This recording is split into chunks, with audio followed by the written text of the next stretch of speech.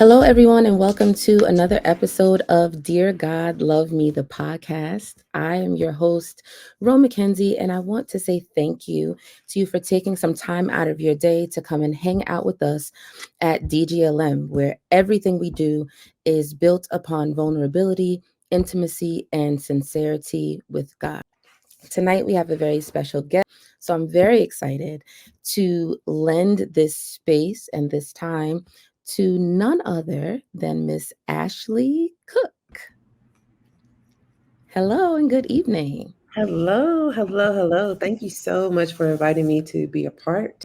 I'm very proud of the work that you're doing, and it's an honor to be here.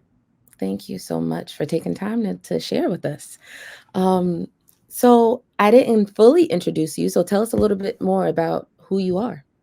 Yeah, my name is Ashley Cook. I am currently based in Dallas, Texas, and I am currently taking a little leave of absence from the advocacy work that I've been doing for the past 8 years, which is in the sexual abuse prevention space. To kind of looked away for a moment just to kind of catch my breath, do some therapy and some healing work for myself, and am currently just working a 9 to 5 and building out some curriculum for what I'm getting ready to launch once I come back from my leave and my sabbatical.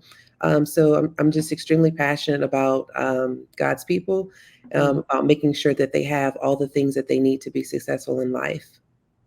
I'm a Amen. mom also. Hmm. I'm a mom. I'm navigating being an empty nester. Daughter is will be 20 in June, and she is a sophomore in college, and she's far away in Ohio. And so I am learning how to. I'm doing a season of self discovery, where I'm Okay. learning who I am outside of being a mom. Wow. Yeah. That's that is beautiful, and it sounds scary. I'm like, thankfully, I got a couple more years because the baby's Yes. just about to turn 5. But that's a lot. And you know what I will say before we get to our topic, that even when I was introduced to who you were, and at that time, I've always admired how intentional you seem to be in every space in your life, right? Even Mhm. like when you talked about the advocacy work that you're taking a break from, uh, the bravery and the courage Mm. that it takes to even be in that space, especially in church where, a lot of things are constantly kind of just like stifled and put under. You stood in that space and you were standing on business before that was even a thing to be said. And it was like, this is where I am, this is who I am. Y'all need this, and I'm confident in it because I know that God gave it to me, and he gave it to me the way that he gave it to me through my life experiences. So thank you for your courage and your yes. Yeah. Thank you so much for saying that. Yeah, absolutely. I'm like, you would think we was first cousins or something. I'm like, Yeah. oh, this girl, and she's in the essay space, and she did this and this and this, and would you believe this? And then she did this, and people are like, okay. I'm like, okay, maybe I should calm down a little bit. Got it. No, Okay. I appreciate that. It has been a very unique journey. Yeah. Um, and I think that one of the things that I share with people who want to be in the same advocacy space, because it's still obviously still needed, and it's still needed at the potency that it is. Right. We haven't reached a place where we can kind of like let down and put our guard down. Like we still have to be very intentional about occupying this space with authority and with confidence, knowing like there are individuals that need our help. There are individuals that are going through very hard things.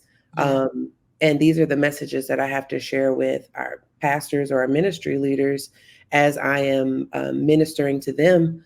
I'm saying you have a responsibility to not just care for the unchurched, to not just care for those who are coming for salvation or maybe don't know how to navigate forgiveness. You Mhm. also have a responsibility to help the individuals who have gone through very traumatic things and they're turning to you for support. And so, what that could look like is you can say, well, I don't have all the answers, as a pastor or as a ministry leader, but I'm connected with this ministry, or I'm connected with this therapist, or I'm connected with this community outreach program. And our partnership with them, with our partnership with them, we can get you the help that you need. And Right. so we've kind of reached a point in any conversation, when it comes to a traumatic experience and someone trying to find hope and healing in the faith space, where we can no longer afford to say, I don't know the answer, or I don't Mhm. know how to help you. You have Right. to have an answer, and it has to be a helpful one. So I'm grateful for what God has allowed me to do in this space. And I'm honestly, for the first time, like looking forward to what's next. Those first 8 years were very scary, very unsupported, and a lot of it was literally just me and God, like leaning on whatever He said to do. I'm like, I'll do it, and I was not prepared for the backlash. Was not prepared for the lack of support that was there. And so Right. now that I'm taking this little break, I'm not only just taking a break from the trauma of it all. I'm Mhm. actually building up my community, building up my support system so that when it is time for part two and we're standing on business, I'm Mhm. gonna get all the business and I'm Right. gonna actually have, support this time. So I really appreciate you saying that. That means a lot to me. Absolutely. I meant every word, and we're looking forward to part 2. But I'm also I'm glad for you that you're in this space and recharging and refueling and learning how to be an empty nester. It You got a lot going on, man. Hmm. A lot of big changes. Okay. Well, we're talking tonight about foreboding. Um, and we talked a little bit offline about it and the fact that I had no idea what that word was at all until coming across some of the content that you were putting out around that time in 2020. I think it was actually in 2020 when I was introduced to who you were. And at the time that I learned that word, and I saw the definition of it, it immediately gave me language for what I had been feeling. Mm, Because all I was able to put to it before that point was, oh, I feel uneasy, or I feel unsettled, or I feel like just anxious. And I didn't know what was going to happen from one minute to the next. But it wasn't just a typical passing every day kind of just, I just feel a little ick. It was mhm. weighing down on me. And so when I learned what this word meant, I'm like, that's it. That sums everything up. Like I feel like I'm waiting for the other shoe to drop. I feel like I'm anticipating something bad happening. But it had become torturous because it was like I was waiting and waiting and bracing myself and then it just never happened. So it's Yeah, like this perpetual state of like, I know it's coming. What is it? When is it? But it yeah. just never did. Um, and so can you speak to, I don't know if you even remember exactly what was going on during that time, but what were some of your experiences with foreboding and what did that look like for you? Yeah, sure. What's interesting is how you described what you were feeling, are actually like synonyms of the word foreboding: the Okay. apprehension, the anxiety, the uneasiness. All of Mhm. those are synonyms for foreboding. And I think a lot of the times we don't recognize, or we do recognize that we're feeling kind of off, but we also don't give ourselves permission to feel off because we always got to get back to normal. And what I'm learning is that normal, like what is normal? Right. Because we have made normal to mean I'm happy all the time, my finances are together, I love my job, my kids are well behaved, my marriage is going great. Like that's the standard of normal, and that's not actually how life works. That's not actually true. And so I've learned how to reshape what normal is. But as it relates to foreboding, I'm not exactly sure what I was going through at that time. Um, Life for me has been one one adventure after the other. We'll say that. But one example I can give is, since we were talking about being a parent, is the fear of something potentially happening to my child. Yeah. And so, me having to always be on guard, me being what seems to be overprotective and saying no a lot, as if you know you can't go to this thing, no, you can't go to this sleepover, no, I don't want you to, do this or do that. And a lot of it was fear based. Okay. And as I am navigating through therapy now, I learned that a lot of my parenting was fear based. And a lot of that comes from the past trauma that I've had, in my own childhood, in not actually experiencing joy, not actually experiencing happiness. And there is a Dr. Brene Brown. She does an amazing job on talking about foreboding joy, where Hmm. if we have joy, we don't feel like we deserve to be in it very long, or we'll say to ourselves, well, if I don't have extreme joy, then I also won't have extreme disappointment. And so the early parts of my life were just extremely disappointing, Yeah. from being removed from my biological family to going through foster care and then being adopted into a family that continued the abuse. I had nothing to look forward to. Right. As a child, everything that my future looked like it was just pain and suffering. So I realized, like, once I became an adult, Mm-hmm. the things that I had learned, or the way that I had learned to operate, didn't change because of the seeds that were planted when I was a child. And so I now have to actively pursue good things. I actively have to say to myself, Ashley, you are deserving of good things. Ashley, you are deserving of healthy relationships. Ashley, you are deserving of the life that God always intended for you to have. I have to convince myself of that, because the reality is I've heard it so many times, but I got to get to the point where I have to believe it. Right. So that is one example is just being a parent and operating from a place of fear and not allowing my child to do certain things because I'm scared something's going to happen to her, even though I'm not my mom, even though I'm a different parent than my parents were to me, even though I love her in a much different and healthier way than I experienced. Um, so yeah, I think that's one of the experiences that I had that led me to um, this place of foreboding being such a prominent thing in my life. Wow. Um, that's a lot. So, to your point about foreboding joy, that's anticipating the good thing, right? Hmm. Um, and so, being that it's not just a switch we flip on or off, w- how how do we reconcile those two things, right? Where I'm in the habit of I'm in it's second nature for me to be foreboding the bad thing. But Yeah.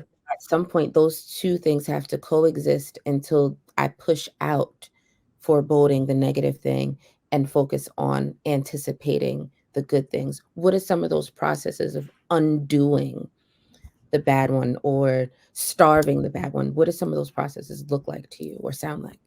Yeah, I love that. I love your word choice in starving it, because that's what it is. I think that the beginning process for me is, number one, inviting God into my disappointments and Yeah. recognizing that He's not afraid of the emotions He gave me.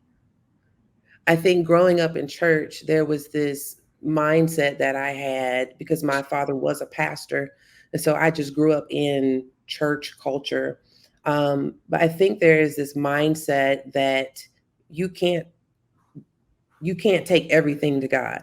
You can't come to him as you really are. You can't, if you're pissed off at him, if you're upset with him, if you don't want to talk to him, you there's this notion that you can't bring that to God. And I'm Mhm. thinking, no, I don't think that's true. I don't believe that's true. I think that God is big enough to handle anything that I bring to him. Yeah. And there have been seasons of my life where I told God, I'm like, I'm not really feeling like talking to you right now. Like, I'm really disappointed in my life. not Yeah. necessarily disappointed in something that you allowed to happen, but I'm disappointed and I'm frustrated with where I am in life right now. Right. And so I have learned to just invite God into my disappointments. And I will, in my prayer time with him, is I will say, Lord, I'm disappointed right now.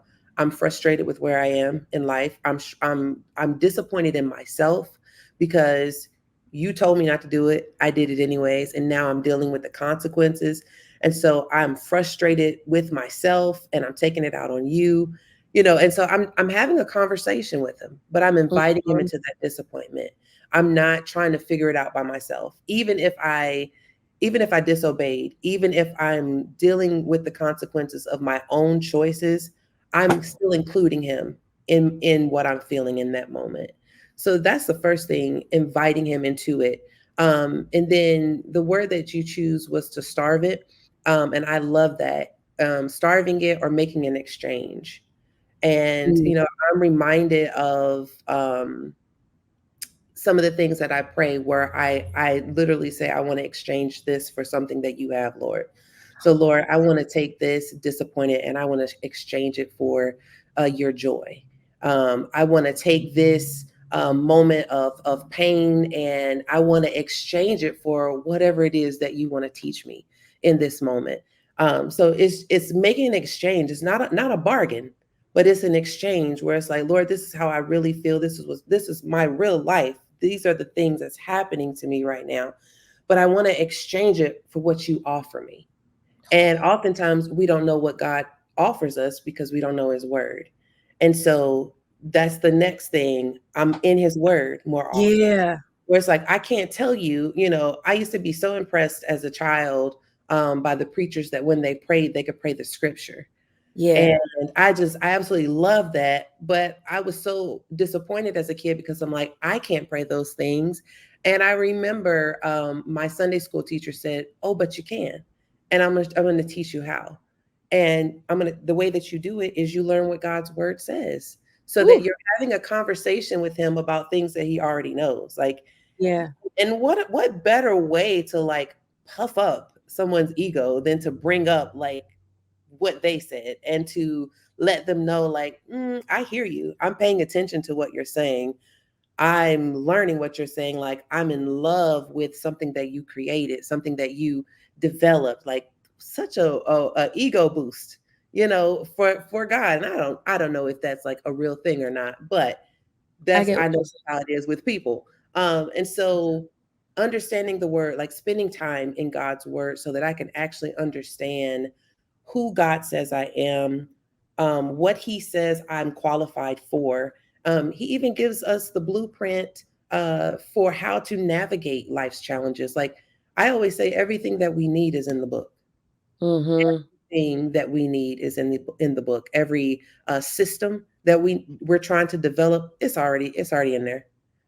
But we don't spend enough time in the word to even know what we're eligible for, or to Yeah. even know how to get out of a situation that we might have put ourselves in. So I think those are a couple ways in which I actively starve foreboding. I love that. You said so many good things. I love what you said about exchanging, right? And inviting God into our disappointments. And I can relate to that fact where it was like, and I don't know where it started, right? This idea that I can't bring to God exactly how I'm feeling. Like, Hmm. you created me. Everything that is within me, like none of it is a secret to you. So you're okay with my big feelings because you're still bigger. You're Yes, okay when I'm frustrated because you know what frustration is too. When you yes. clothed yourself in flesh, you experienced the things that I'm experiencing. We have not a high priest who cannot be touched, right? And so Mhm. that there's so many beautiful things that you said that help us to make it practical. Like, because I we know that God invites us to cast our cares, Yeah. but as much as I know that, it helps me to say, okay, while I'm casting, I'm telling him, I'm giving this to you, but may I exchange it for something else? Yes. I can relate to that in a way that is more practical, and that I can actually talk to him about it like that in prayer. It's just like exchanging something at a store. If I Hmm. purchase a product and I find out this product is not good for me, or it's not the right color or whatever, when I go to that counter, I'm saying, "Here, you take this and I'm going to take something else." Um Yes. and I love that concept when it comes to our Father, because he wants to give us the better thing anyway. He's like, I don't Yes. want you carrying that around. That's why I'm telling you to cast it on me. It feels heavy because it is. Like my Yes. yoke is easy. My burden is light. Um, Yes. I love the way you said that. Um, but yeah, I think a lot of us sometimes along the process of life, and when things get more complicated, or when like the layers start to really like pile up, sometimes we forget to bring it back down to basics and say like, no, you really can go to him with anything. With anything. Not that you pulling up on him like you ready to fight and being, like we still reverence him, we still honor him, we still respect him. And even in the event that we step out of line a little bit, he know how to get us together without killing us. Yes. Yes. So it's a win-win, you know what I mean? That I think sometimes we forget. It's like, no, he can handle it. He's Yeah. he's big enough to handle anything that you are facing and that you are upset about. So I Absolutely. think that's beautiful that we can invite him into our disappointments. Um, Foreboding is heavy.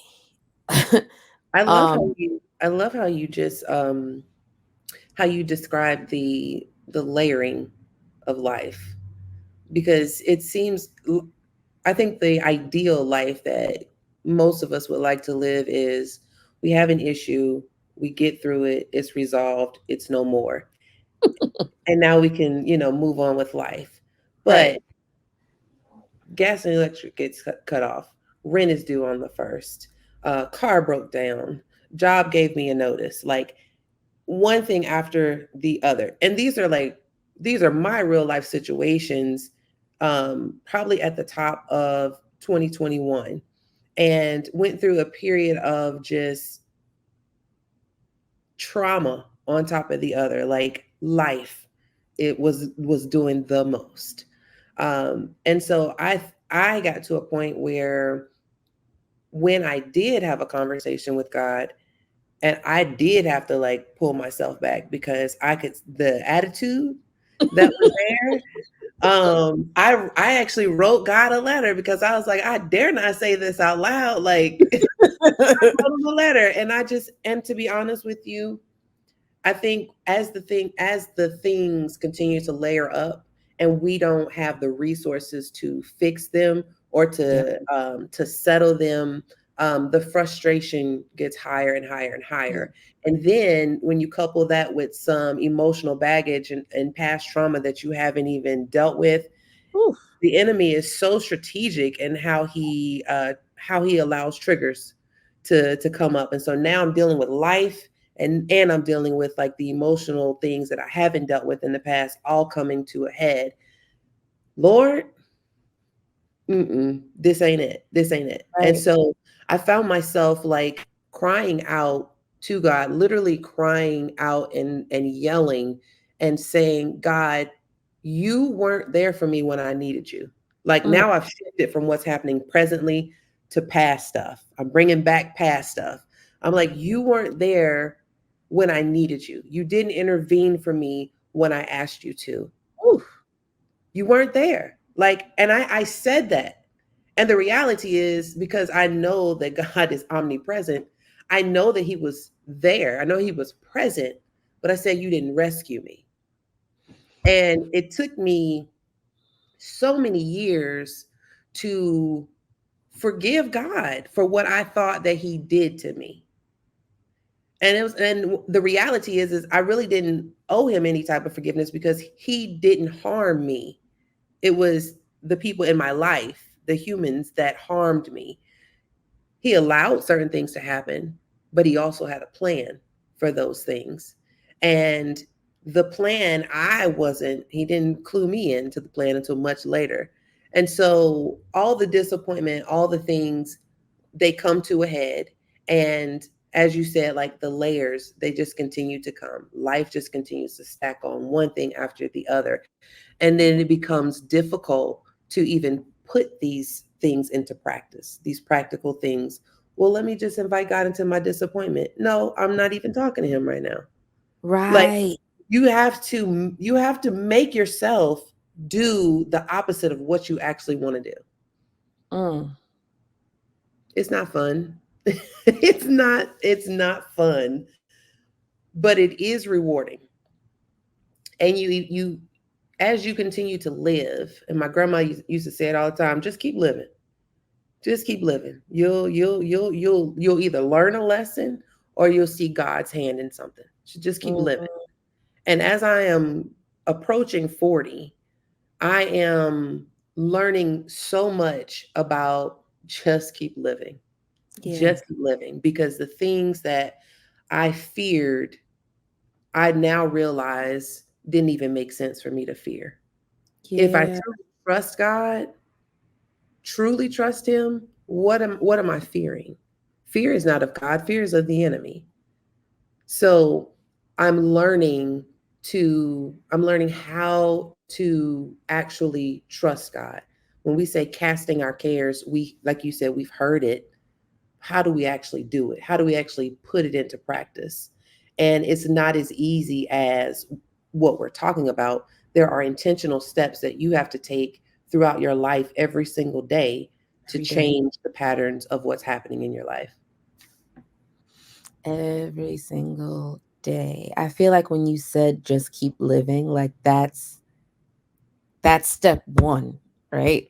Just Yes. keep living. Foreboding, I believe, is designed, and I believe it's a tool that the enemy uses to strategically, right? Because he's very strategic, Hmm.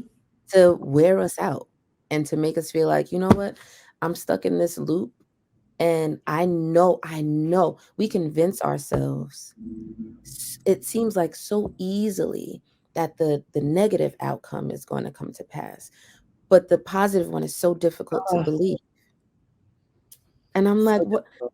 Just as easy as you are stressing yourself out, staying up at night, like irrational fears. Like, you created this situation. Me, I'm not saying you. Hmm. I literally created this entire narrative. I mean, put it on the silver screen. Give me all of the awards, because I like character depths of characters, like everything. Created this whole narrative in your head about the negative outcome. Not once did you say, but what if it does work out? Oh, what if it does?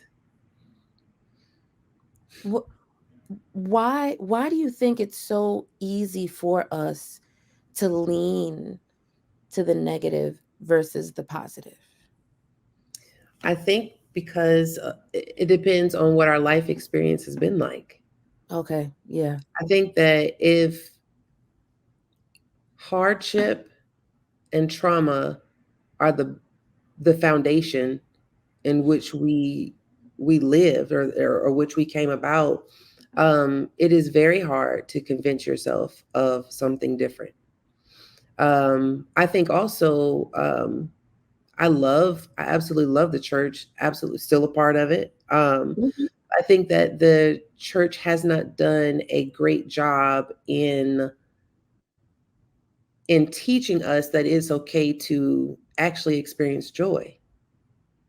Yeah. Like, when I think back to the many lessons and the many sermons that I've heard, by some of the greatest preachers of not my time, but before my time, Hmm. um, I think that hardship and struggle were the messages, Yeah. particularly in the black community. And I know that a lot of that is roots come from slavery Yeah. and them not actually having access to better. And I think, what just like any cycle that continues, the trauma that exists within black families, like the Hmm. cycles that are continuing to pass down from generation to generation, stem from a point in life where we were not allowed, or our people were not allowed to experience joy. Pain Yeah. and Yeah. suffering was all that they knew. And Right. so as each generation, continues to grow, like if you, I don't know how it is in your family, but I know like with um my grandmother's generation, she didn't quite understand like, why do you keep changing jobs? Because in my time, I worked a job for 45 years and I retired from that job. They don't understand, like, we don't have to give our life to a job anymore. Like the things that our ancestors fought for, we can actually live in it. And Yeah. they don't understand, like they understand the fight, but they don't understand the gift and the grace and the opportunity that they Yeah. fought for. Like the opportunity has showed up. So now we can walk in the freedom and the liberty, the things that you fought for. Right. But Right. Right. but they have a hard time understanding what freedom and liberty look like because they didn't get a chance to experience it. And Yeah. so there is tension between generations because one generation is like, I'm fighting for you to have this freedom, and my generation is like, well, we got it, let me have it. Right. So it's Right. tension there. And I think that as I'm parenting, I'm seeing some of the tension that I have, like with my daughter, where I'm just like, ooh, I think that is that's probably not the best decision for you to make for your life. And in my prayer time, God is like, but maybe it is, because it's her life. It's not Right. your life. Just because she doesn't want to live her life the way that you envisioned it to go, doesn't mean that she's doing anything wrong or anything bad. And for all you know, Ashley, she's in my will. She's doing exactly what I want her to do. Right. Right. And Right. so I'm seeing like what freedom and liberty look like, and what living in abundance looks like. Because Yeah. I'll hold on, I'm a pinch pennier now. And I'm looking at my daughter who she spins. And I'm Run it like, up. just run it out. Don't worry Just about it. run I it got out. it. Run But it the up. thing is, she has a budget. She has a plan for her finances. But when I see her spending money, I'm just like, you might want to save that for a rainy day. She was like, I already have a rainy day fund. Like, let me enjoy some of the fruits of my labor. Yeah. And I'm seeing now, like, I'm just now enjoying some of the fruits of my labor. And she is doing it 20 years, younger than me. And so I'm seeing how, and no, really not at any fault of our parents, our grandparents, or those that came before us. I think they had the best intentions for us, but they also did not know what it was supposed to look like. They knew what Yeah. they were fighting for, but they had no idea how it would actually play out, how it would look, and if we would actually get to experience it. Yeah. So I think that's That kind of where the root of it began, particularly in Black families and Black culture. right. Wow. Wow. Okay, so I'm thinking no, because there's like 7 different trains of thought running through my head right now.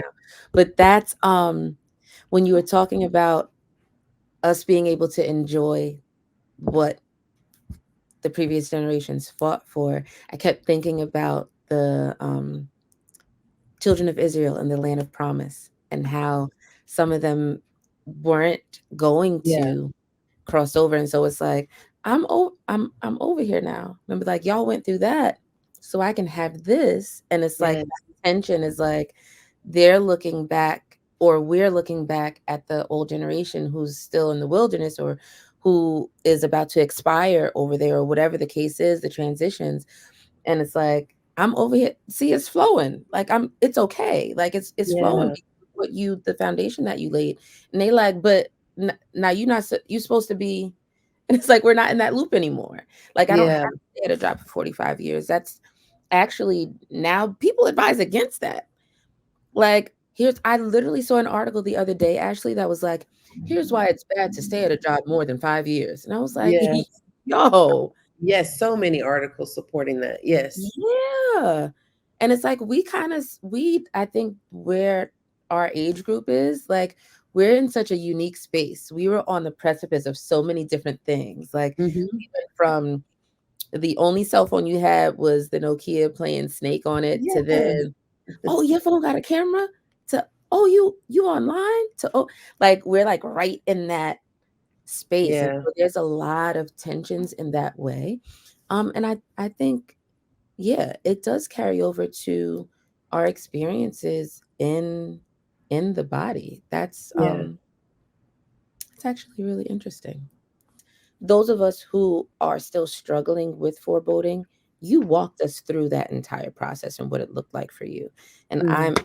I'm more than confident that it's going to help every listener, every viewer that comes across this episode, this podcast. And I'm really, really, really, I can't even explain to you how thankful I am that you decided to take some time and share. Like I said, every time I'm invited into a space, I'm still shocked because at the end of the day, I feel like I'm still just Ashley. I'm just somebody that has had some experiences and I want to help people, and so I'm honored, to be invited, honored to, uh, it's the reaction What I bubbles. do? I'm the drama? What I told you, Lord Jesus. Definitely have to edit that out. I'm grateful. See, thank you, Lord. Come on now.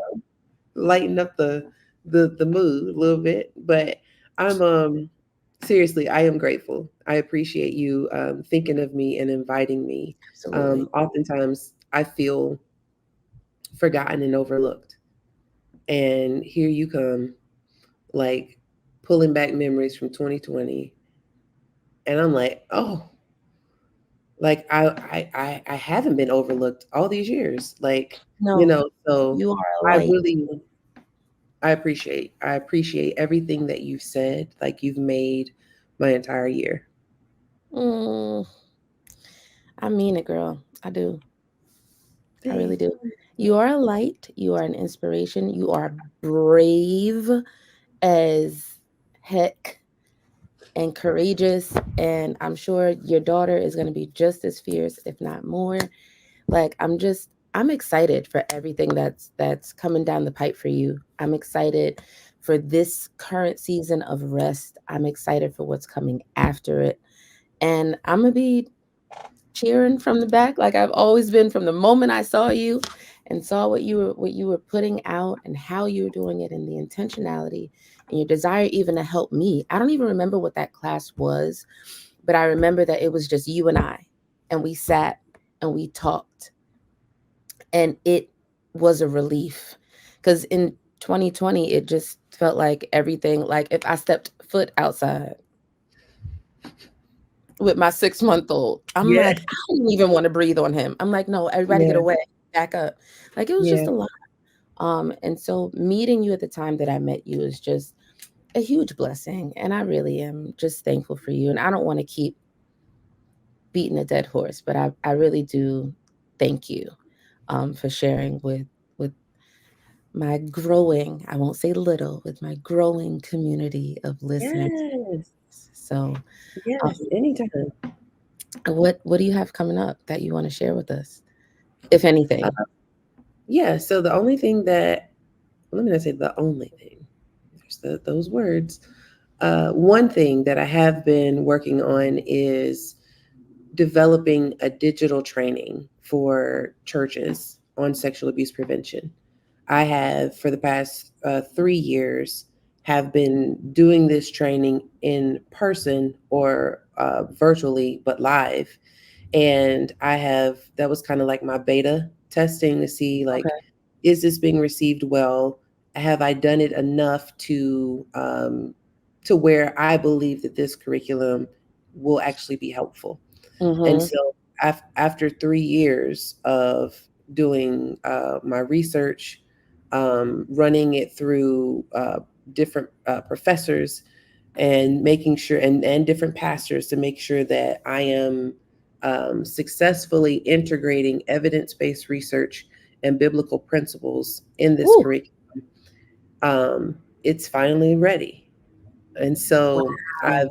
I've completed recording 10 modules on sexual abuse prevention within the faith communities, particularly in Black churches. Wow. So it has everything in there from the historical context of enslaved Black people and how that has played a role in the cycles of abuse that have continued, all the way through what is a pastor supposed to do, what's their responsibility if a child is sexually abused within their congregation, and then what should they also do as a minister to an adult who discloses that they have a past experience with abuse. um, we go through state laws, like it is packed Wow. with information. And so I'm grateful to finally complete that, and not just complete it and get the task marked off, but to do it in a way where it has gone through a huge um, critical system to make sure that it is going to be something that we see results from. Yeah. Yeah, absolutely. Congratulations on Thank finishing it. you. Thank That you. sounds like a lot of work. Labor intensive work. Woo, Yeah. that's an entire podcast itself. Right. Wow. Um, one last thing, just tell us how to stay connected with you on social media, and then I will let you go. Yeah, Or do you want I have before we two go? places. No, I have two places. One is my personal page, which is Advocate Ashley. Um, it is just following my journey of this life. All positive, all uplifting things. You're welcome to follow me there. And then for my advocacy work, I have shifted that page to Faith to Confront, Okay. both on Instagram and Facebook. So we have Advocate Ashley and then Faith to Confront. Sounds good to me. All Yay. right. Well, this has been great. And I forgot my sign off, so I'm just gonna like not do it.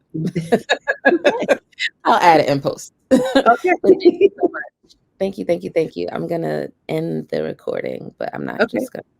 Okay. See you guys next time. That's all I got for a sign off right now.